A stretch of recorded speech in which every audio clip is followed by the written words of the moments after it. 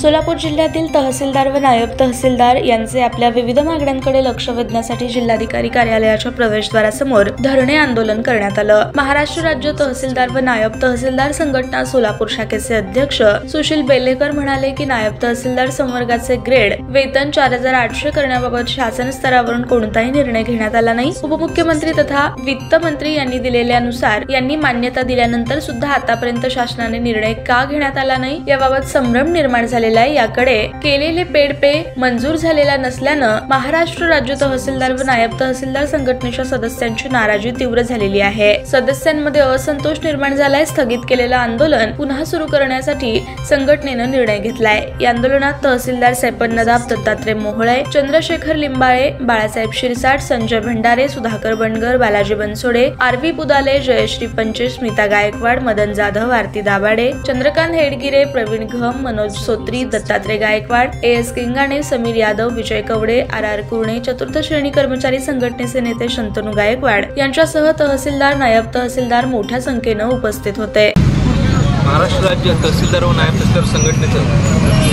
या ठिकाणी सोलापूर शाखेचं आमचं आंदोलन सुरू आहे। नायब तहसीलदार ग्रेड पे 4300 आहे, जो की इतर वर्ग 2च्या राजपत्रित अधिकाऱ्यांपेक्षा कमी आहे। तो 4800 करावा अशी आमची अनेक दिवसांची मागणी आहे। या संदर्भात आम्ही मागील वर्षी आंदोलन देखील केले।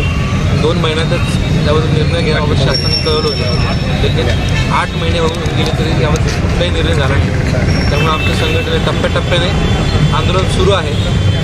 आज 1 दिवसाचं धरणं आंदोलन आम्ही त्या निमित्ताने करत आहोत आणि जर आमच्या मागण्या मान्य झाल्या नाहीत तर 28 डिसेंबरपासून आम्ही बेमुदत संपावर जाणार आहोत।